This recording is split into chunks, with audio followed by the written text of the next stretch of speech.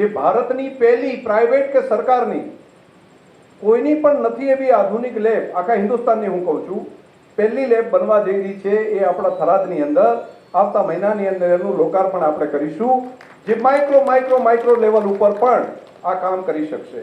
બહુ અદ્ભુત કામ થશે, જે માનવતા માટે, જીવસૃષ્ટિ માટે ખૂબ મોટું આશીર્વાદરૂપ કામ એ આપણી ધરતી ઉપર થઈ રહ્યું છે, આ ભારતની ધરતી ઉપર થઈ રહ્યું છે.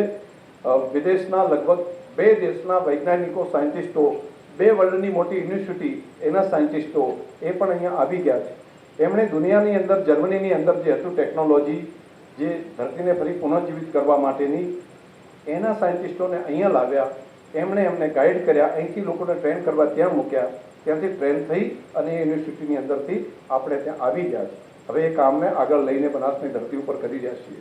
આ કામ બહાર દેખાય એવું નથી, પરંતુ આ કામ એ આવનારી પેઢીઓ માટેનું કામ છે.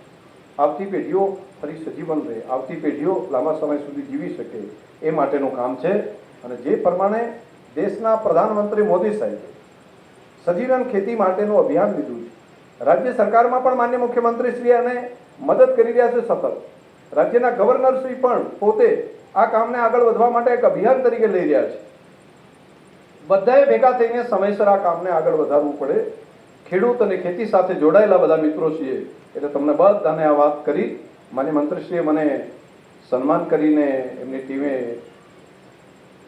અભિવાદન કર્યું. આપ સૌનો હું હૃદયથી આભાર માનું છું.